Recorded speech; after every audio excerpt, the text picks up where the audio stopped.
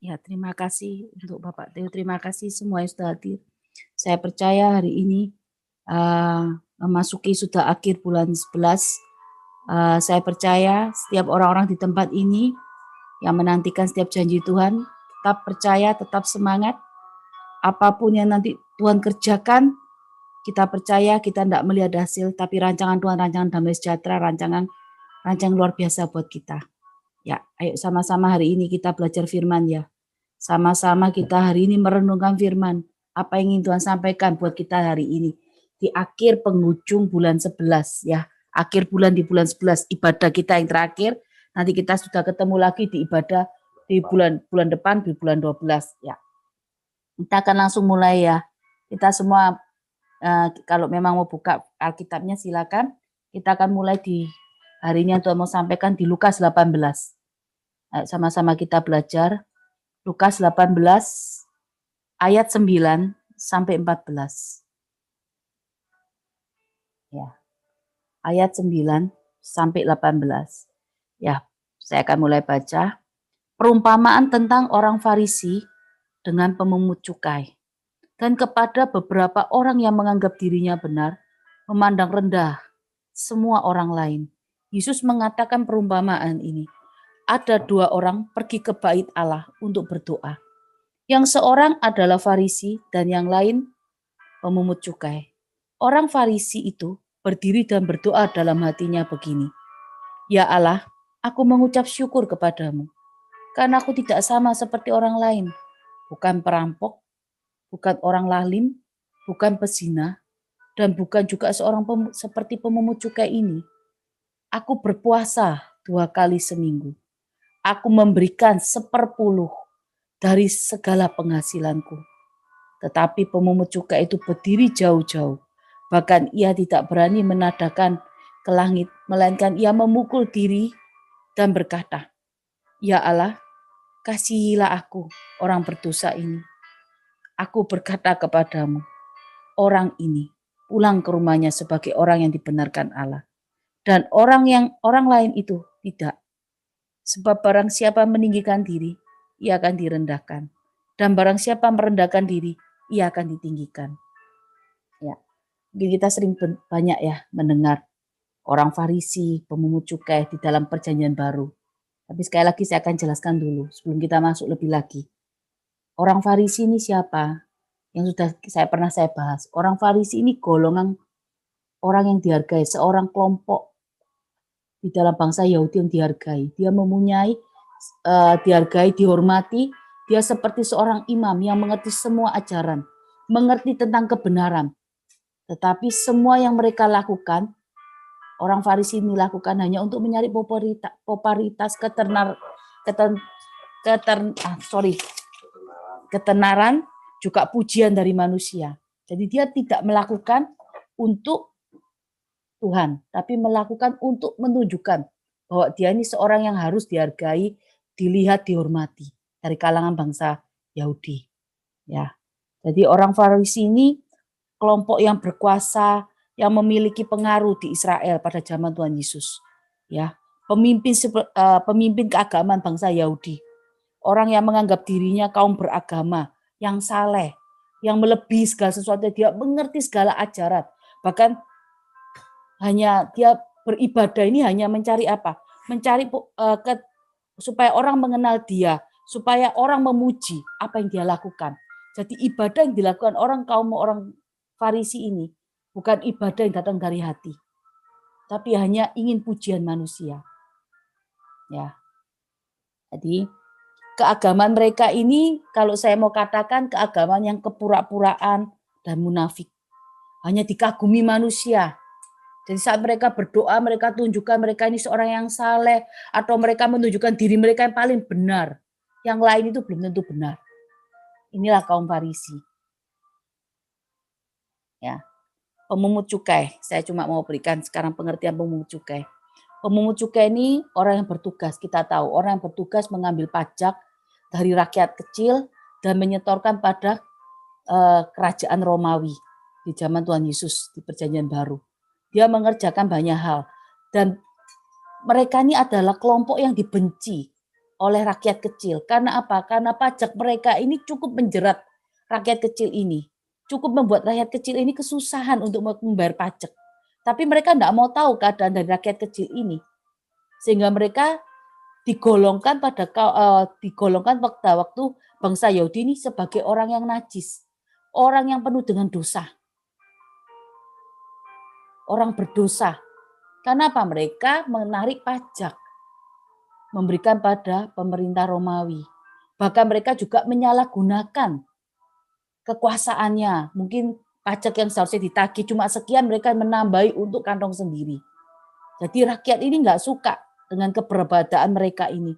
Dan menganggap pemungut cukai ini seorang yang juga berdosa. Ya.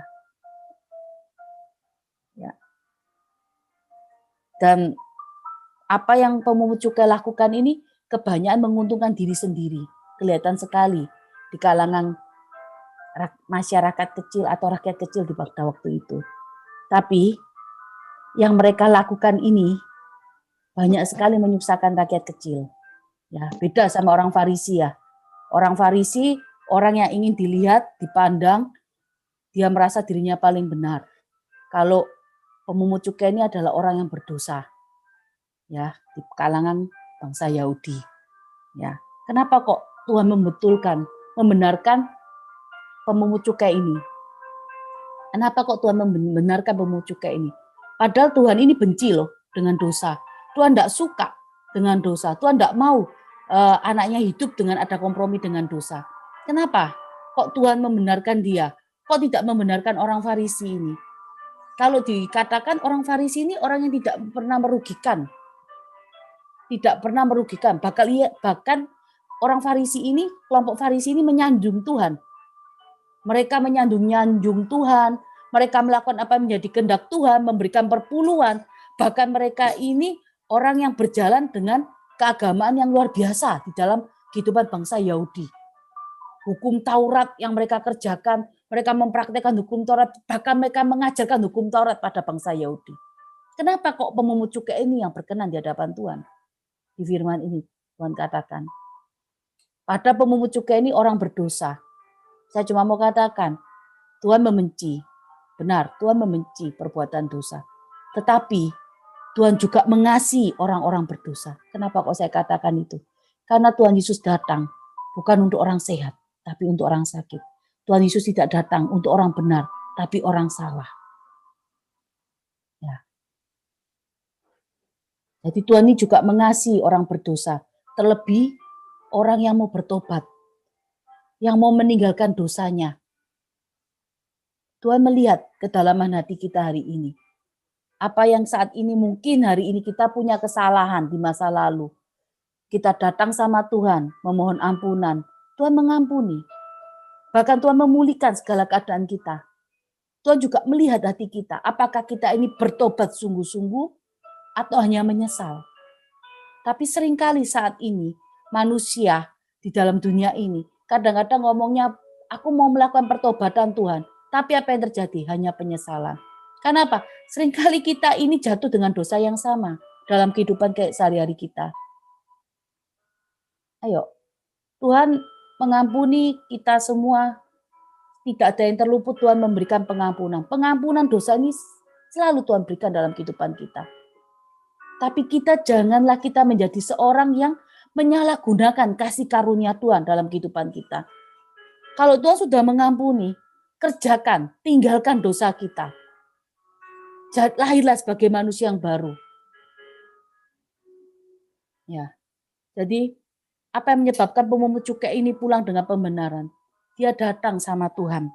Dia datang, dia mengaku, bahkan dia memberikan hatinya. Saat dia datang sama Tuhan, dia mengalami perjumpaan pribadi dengan Tuhan. Sehingga apa yang dia katakan dalam perkataannya di dalam mulut ini, perkataan yang keluar dari hatinya. Yang sungguh-sungguh, dia bertobat dari setiap apa menjadi kesalahannya. Adakah kita sekarang ini seperti itu? Nah, adakah kita ini seperti pemungut cukai ini hari ini?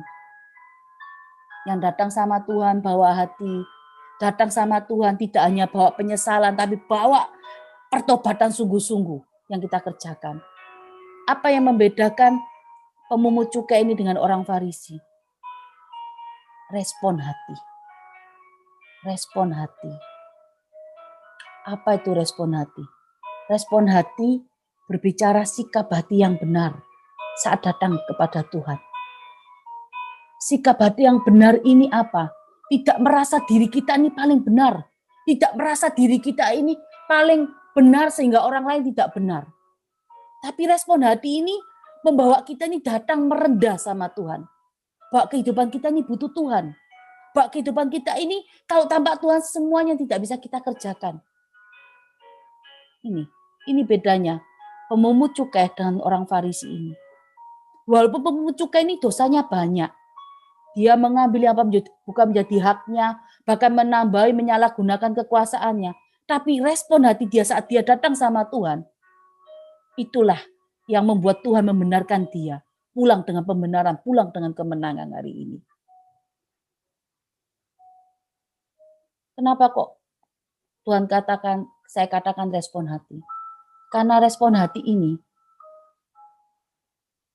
berbicara sikap hati yang berbenar. Karena apa? Segala sesuatu yang di dalam hati kita ini, kalau pandangan kita, segala sesuatu yang tidak baik itu berasal dari hati. Kalau hati kita nggak enak, maka setiap apa yang kita lihat pasti nggak enak. Pasti negatif. Kalau kita semua marah, hati kita punya kemarahan, hati kita punya kepahitan, hati kita punya kekecewaan. Apa yang kita lihat itu semuanya pasti negatif. Tapi kalau hati kita ini benar, maka semua yang kita lihat ini benar dalam arti di hadapan Tuhan ya. Benar, itu apa yang kita lihat itu semua pasti positif. Walaupun keadaan tidak baik, segala sesuatu yang tidak baik dalam kehidupan kita, tapi kita pasti tetap mengucap syukur. Karena respon hati ini menentukan langkah kaki kita, menentukan apa yang harus kita kerjakan hari-hari ini. Ayo kita harus benar-benar berjalan dengan setiap kebenaran. Respon hati juga menentukan akan membawa kita pada setiap pemulihan hari ini. Saya akan langsung berikan judul untuk firman hari ini. Miliki respon hati yang benar. Respon hati adalah sikap hati yang benar. Kenapa? Respon hati yang benar ini penting dalam kehidupan kita. Kita akan langsung buka di Amsal 4 ayat 23. Saya akan langsung share Amsal 4 ayat 23. Jagalah hatimu dengan segala kewaspadaan, karena dari situlah terpancar kehidupan. Jagalah hatimu. Kita harus menjaga hati kita. Menjaga hati kita dalam segala kewaspadaan. Karena apa? Kalau hati kita ini tidak bersih, kalau hati kita ini penuh dengan curiga, kalau hati kita ini penuh dengan sampah, maka kita dari situ tidak akan pernah terpancar kehidupan. Yang terpancar apa? Sesuatu yang pasti negatif. Yang terpancar apa? Sesuatu yang tidak baik. Perkataan kita menyakiti. Pandangan kita ini selalu pandangan yang negatif untuk orang lain. Kita tidak akan pernah memiliki respon hati yang benar. Kalau hati kita ini diisi sesuatu yang tidak baik. Sedangkan respon hati yang benar itu sangat kita perlukan dalam kehidupan kita sehari-hari. Karena respon hati yang benar akan membawa kita juga membawa kita dalam pertobatan karakter hari ini. Kalau hati kita tidak benar, bagaimana kita bisa berjalan dengan yang namanya pertobatan karakter ini? Nggak mungkin ada buahnya apa yang kita kerjakan. Kalau hari ini kita bicara, kita baca firman, kita melakukan sesuatu sesuai dengan firman, tapi kalau respon hati kita ini tidak benar, semua itu tidak akan berbuah dalam kehidupan kita. Karena apa? Karena dari hati itulah. Dari hati itu pusat dari segala sesuatunya. Karena hati kita ini pusat dari segala sesuatunya. Segala sesuatu yang terjadi dalam kehidupan kita ini dikontrol oleh hati kita. Suasana hati kita, kalau hati kita lagi senang, biasanya semua akan terlihat bagus. Tapi kalau hati kita lagi tidak enak, tidak senang, tidak mood, semua akan terlihat pasti negatif. Hati ini menjadi pusat dari segala sesuatunya hari ini. Respon hati yang benar akan membawa kita pada pemulihan, akan membawa kita pada penggenapan janji Tuhan. Ya kan? Kadang dengan respon hati yang membuat kita, respon hati yang tidak benar ini, akhirnya membawa kita merasa apa? Merasa diri kita paling benar, orang lain tidak benar. Dan merasa paling apa? Kita seringkali merasa paling rohani. Karena merasa apa? Sudah Kristen mulai kecil, sudah pelayanan di gereja, bahkan apa? Tahu kebenaran, baca firman sudah habis, dan mengerti segala perintah Tuhan. Tapi apa? Respon hati kita tidak berubah. Cara pandang kita, cara pandang dunia, bukan cara pandang Tuhan. Ayo, Tuhan hari ini mau mengajarkan kita memiliki respon hati yang benar dalam kehidupan kita. Karena respon hati yang benar membawa kita berjalan pada rencananya Tuhan. Karena di tempat hati kita, di hati kita ini, banyak sekali sesuatu yang tidak baik yang kita simpan. Semua kalau kita lihat, tiba-tiba nggak mengenakan langsung kita simpan di hati. Ayo, mulai hari ini, miliki respon hati yang benar dalam kehidupan kita. Ya, bagaimana memiliki respon hati yang benar? Saya akan langsung share. Bagaimana memiliki respon hati yang benar? Pertama, buang segala kepahitan dan kekecewaan di hati kita. Karena hati kita ini bukan tempat sampah. Bukan untuk menyimpan sesuatu yang tidak baik. Menyimpan apa di hati kita? Menyimpan segala sesuatu perlakuan orang lain, kekecewaan di masa lalu. Kita harus buang itu semuanya. Kalau kita tidak pernah buang itu di dalam kehidupan kita nggak akan pernah memiliki respon hati yang benar. Kelihatannya sepele, kelihatannya mudah, buang segala kepahitan dan kecewaan di hati kita. Tapi sebetulnya saat kita mau membuang itu semua itu, tidak mudah buat kita. Karena hari ke hari kita semakin diperhadapkan dengan orang yang misalnya kita benci tuh orang itu, atau orang itu yang membuat kepahitan, atau orang itu membuat kekecewaan. Kita akan diperhadapkan dengan itu. Dan kita akan bisa melihat, mungkin kita bisa merasakan apa perkataan kita ini yang keluar hanya perkataan firman atau perkataan yang tidak baik. Kalau hari ini, di ibadah ini, kalau ada masih orang-orang yang mengeluarkan perkataan yang tidak baik terhadap orang tertentu, berarti dia juga pasti mengalami yang namanya kepahitan dan kekecewaan di dalam hatinya. Ayo, respon hati yang benar menentukan segala sesuatunya. Buang segala kepahitan, kekecewaan kita.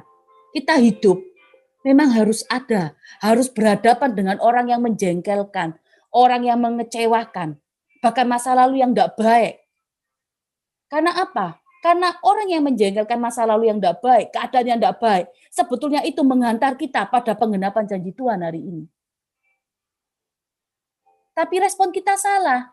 Kita ambil itu semua, kita taruh di hati kita. Kita timbun itu di hati kita sebagai sampah. Akhirnya kita tidak pernah bisa menerima penggenapan janji Tuhan. Karena itu tadi, kepahitan dan kekecewaan ada dalam hati kita. Tapi kalau kita berpikir positif, kalau hari ini ada orang yang mengecewakan, keadaannya tidak baik, kita mengucap syukur. Sebetulnya mereka lah, keadaannya tidak baik itu sedang mengantar kita untuk menerima penggenapan janji Tuhan. Respon hati kita menentukan masa depan kita. Respon hati kita menentukan setiap langkah kita berikutnya. Kita tidak pernah tahu apa yang terjadi di depan hari ini. Kalau respon hati kita salah, apa yang kita kerjakan semuanya itu pasti sia-sia. Jangankan kita merasa sebagai seorang Kristen yang mulai kecil. Tapi kalau kita hari ini tidak pernah tahu kebenaran itu apa. Kalau tidak pernah tahu kalau kebenaran itu harus dilakukan, dan kebenaran itu juga harus mengampuni, berarti kita belum kenal Tuhan kita. Tuhan yang kita sembah. Karena Tuhan yang kita sembah ini, Tuhan yang Maha Pengampun. Lah kalau Tuhan yang kita sembah ini seperti kita, yang selalu menyimpan kepahitan, kekecewaan di dalam hatinya, hati Tuhan, wah kita yang susah. Ya. Kalau Tuhan yang kita sembah, yang juga punya hati nih. Wah, ini umatku, anakku, bikin aku kecewa, sehingga aku pahit sama dia. Waduh, susah kalau gitu. Berarti pengampunan itu tidak berjalan untuk kita. Sia-sia semuanya.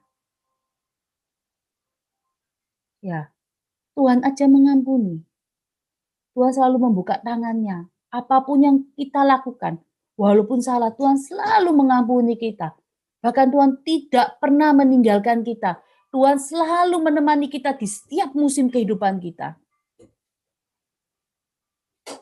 Buang semua kepahitan, kekecewaan di hati kita terhadap siapa? Suami, mertua, orang-orang di sekitar kita, keluarga kita, mungkin anak kita. Karena apa? Kalau kita mau menyesali itu semuanya hari ini, merenungkan semuanya, tidak ada habisnya. Kita nggak akan pernah menikmati janji Tuhan. Karena kekecewaan, kepahitan ini kalau tidak dibuang, sebetulnya membuat hidup kita tidak bisa mengalami pemulihan. Tidak bisa mengalami yang namanya mujizat. Kalau ke gereja kita bilangnya amin, amin, amin, amin. Berkat pasti turun, amin, amin, amin. Tahun ini tahun percepatan. Nanti saudara akan tidak menabur pasti menuai. Amin, terima kasih Tuhan. Nah kalau respon hati kita loh masih ada kepahitan dan kekecewaan, semua itu nggak akan pernah terjadi dalam kehidupan kita. Nggak ada namanya berkat. Ayo, buang semua kepahitan, kekecewaan di dalam hati kita. Jangan menuntut orang untuk berubah. Jangan menuntut suami berubah, jangan menuntut keluarga berubah, jangan menuntut teman berubah, sahabat berubah. Ayo, jangan menuntut itu. Tapi hari ini ubahlah dulu kita ini sendiri. Kita harus berubah terlebih dahulu. Kita harus ubah karakter kita harus ubah cara pandang kita. Jangan menuntut orang lain untuk berubah untuk kita. Kita yang harus berubah terlebih dahulu. Karena banyak sekali hari-hari ini seorang Kristen datang sama Tuhan dengan penuh apa? Transaksi. Karena apa? Seperti apa? Pengusaha. Kalau datang harus ada transaksi. Penjual, pembeli, harus ada untung dan rugi. Kita sering datang sama Tuhan. Minta apa? Minta ini. Tuhan kalau kamu pulihkan aku baru mau ikut kamu. Sama kan kita seperti pedagang jual beli untung rugi dihitung. Jadi kita datang sama Tuhan dengan transaksi.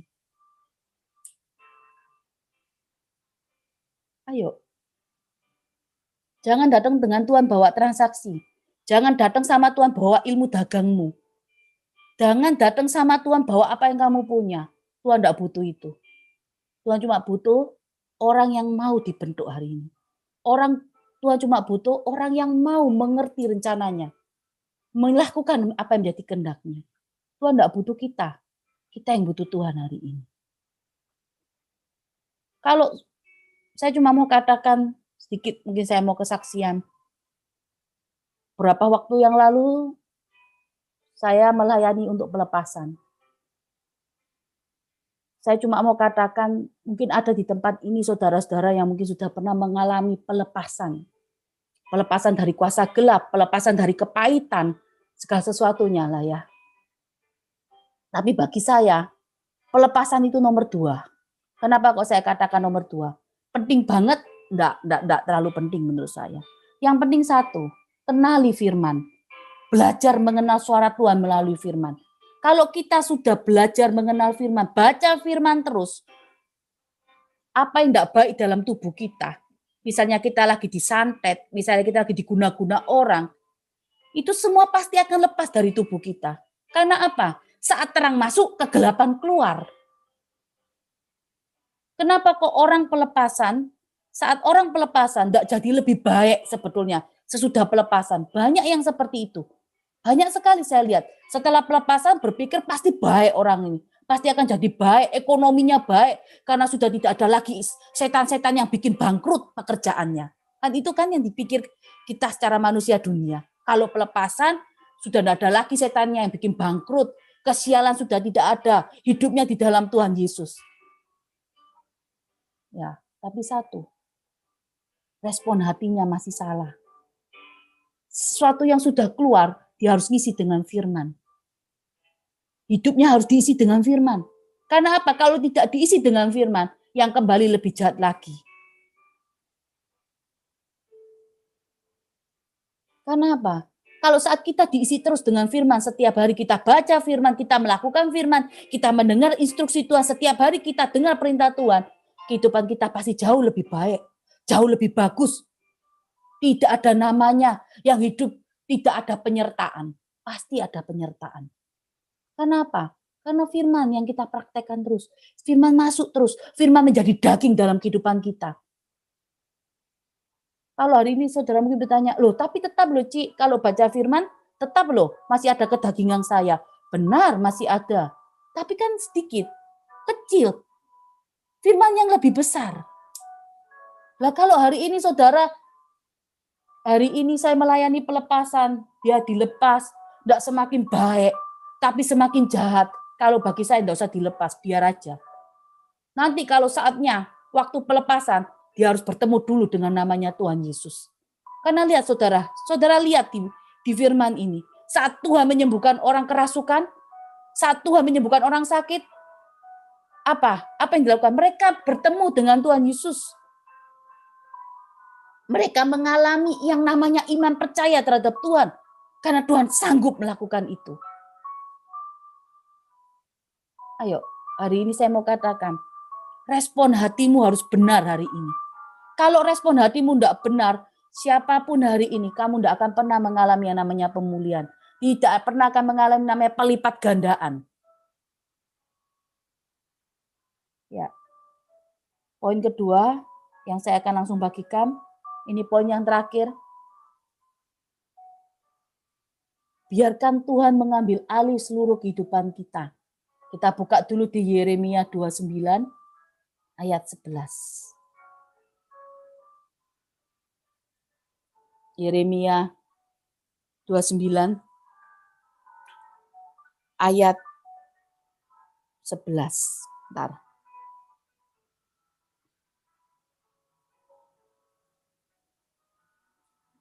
Ya. Sebab aku ini mengetahui rancangan-rancangan apa yang ada padaku mengenai kamu. Demikianlah firman Tuhan, yaitu rancangan damai sejahtera dan bukan rancangan kecelakaan, untuk memberikan kepadamu hari depan yang penuh harapan. Loh, Tuhan sendiri loh yang ngomong. Aku mengetahui rancangan-rancangan apa yang ada padaku. Tuhan tidak pernah merancangkan sesuatu yang jelek buat kita. Tuhan tidak pernah merancangkan rancangan kecelakaan buat kita. Seringkali kita ini merasa Tuhan merancangkan rancangan yang tidak baik buat kita. Mungkin hari ini kita berpikir, Tuhan, kenapa musuhku kok kau berkati? Kenapa aku enggak kamu berkati? Lah, ini sama tuh seperti orang Farisi. Merasa apa? Dirinya paling benar, yang lain belum tentu benar. Ikut Tuhan tambah susah, tambah banyak masalah. Lah, kalau enggak ikut Tuhan apa enggak ada masalah? Ya tetap ada masalah. Tapi ikut Tuhan banyak masalah. Sebetulnya bukan banyak masalah, tapi cara pandang kita ini loh, saat menghadapi masalah. Nggak ikut Tuhan juga ada masalah kok. Kenapa kok bawa-bawa Tuhan saat banyak masalah? Nah, kalau saudara merasa ikut Tuhan banyak masalah, saudara harus mengerti hari ini. Hari ini setiap pagi harus ada instruksi Tuhan. Instruksi Tuhan, perintah Tuhan setiap pagi membawa kita pada kemenangan. Masalah itu akan jadi mudah saat kita melewatinya. Sebetulnya bukan ikut Tuhan banyak masalah. Sebetulnya masalah-masalah yang lalu belum selesai. Kebetulan hari ini saudara ikut Tuhan, jadi masalahnya langsung numpuk. Nah itu, kan belum selesai toh masalah yang lalu-lalu. Ayo, biarkan Tuhan mengambil alih seluruh kehidupan kita. Jangan handalkan kekuatan kita. Keluarlah saudara hari ini dari zona nyamanmu. Jangan minta orang lain mengerti kita. Jangan minta orang lain mengerti apa yang kita mau, mengerti apa yang kita pikirkan, menghargai kita, menghormati kita. Jangan minta orang lain, suamimu, keluargamu, berubah terlebih dahulu. Hari ini, kita yang harus berubah lebih dahulu. Ya, hari ini kalau saya mau katakan, buat apa kita baik? Buat orang lain, kita baik sama tetangga, sama orang-orang yang kita baru kenal, mungkin teman, sahabat kita baik, tapi kalau di rumah kita seperti iblis. Banyak toh? Buat apa hari ini kita semua ditempati pelayanan nomor 1, jos di gereja. Ya, asar segala sesuatu. Kalau hari ini kehidupanmu tidak berbuah, tidak berdampak dalam keluargamu, taruh itu semuanya. Saya cuma mau katakan, miliki respon hati yang benar. Karena respon hati itu menentukan langkah kakimu. Saat kamu memiliki respon hati yang benar, rumahmu akan terasa seperti surga. Pernikahanmu akan seperti surga. Kenapa? Tidak ada lagi perkataan-perkataan kecewa, kutuk, dan segala macam. Karena hari ini kita merasa apa? Tuhan, katamu ini jodohku. Lah kok pernikahanku ini kayak neraka. Nah kenapa? Nah itu tadi, respon hati kita tidak pernah benar. Kita selalu menganggap diri kita paling benar. Suami kita salah, kita selalu menganggap istri kita salah, suami paling benar. Mertua kita paling salah, kita yang paling benar. Menantu paling benar. Mama paling salah, kita paling benar hari ini. Miliki respon hati itu. Respon hati ini penting sekali dalam kehidupan kita. Penting sekali dalam mengubah karakter pertobatan kita. Penting sekali saudara-saudara. Respon hati ini menentukan cara pandang kita, menentukan kita melihat masalah kita. Ikut Tuhan ini tidak susah. Ikut Tuhan ini mudah. Tapi yang susah apa? Prakteknya dalam kehidupan sehari-hari. Karena apa? Kalau kita disakiti hari ini, kita mau balas. Kalau kita nggak balas musuh kita sampai jatuh, berdarah-darah, kita nggak punya perasaan lega. Kita selalu berharap sebagai manusia, kalau kita baik, orang lain juga balas kita baik. Tapi hari ini apa yang sering kita terima? Kita baik, orang lain balas jahat sama kita. Kita nggak lewat, kita nggak luput dari masa lalu kita hari ini. Kalau hari ini Tuhan kasih kesempatan kita bertobat sungguh-sungguh, kenapa kita nggak kasih kesempatan untuk orang yang menyakiti kita, untuk juga dia bertobat? Kalau saudara nggak pernah kasih orang lain yang bersalah untuk bertobat, sama loh, saudara seperti seorang pembunuh. Kenapa kok saya katakan seorang pembunuh? Karena kita sedang membunuh karakter orang. Kita merasa apa? Kita berikan dia label. Dia seorang pembohong yang nggak mungkin bisa bertobat. Kehidupannya mungkin pencuri. Sampai muda, sampai mati dia tetap pencuri. Itu pandangan saudara. Yaitu tadi pandang orang Farisi. Kita merasa benar, yang lain belum tentu benar. Ya, ayo. Respon hati kita harus respon hati yang benar hari ini. Kuasai respon hatimu. Jangan taruh sampah dalam hati kita hari ini. Sampah itu harus dibuang. Kalau kita sendiri di rumah kita terlalu banyak sampah, baunya nggak enak saudara. Apalagi kehidupan kita. Kalau kehidupan kita penuh dengan sampah kebencian, sampah yang namanya kepahitan, kemunafikan, kepura-puraan, hidup yang kelihatannya gimana dan itu dan ini, masa enak sih saudara? Sebetulnya kalau saat saudara tidak bisa berubah, tidak bisa merubah respon hatinya, saudara, berarti saudara sedang menaruh kehidupan saudara seperti di neraka. Sebetulnya kita belum merasakan neraka, tapi hari ini dalam kehidupan ini kita sudah merasakan neraka. Yaitu tadi, karena tidak pernah puas, karena tidak pernah mau merubah diri sendiri, tapi yang dituntut orang lain. Ya kan? Hidup ini tidak perlu cari musuh, saudara. Hidup ini cukup dengan damai. Kenapa kok harus damai? Karena damai itu harganya mahal.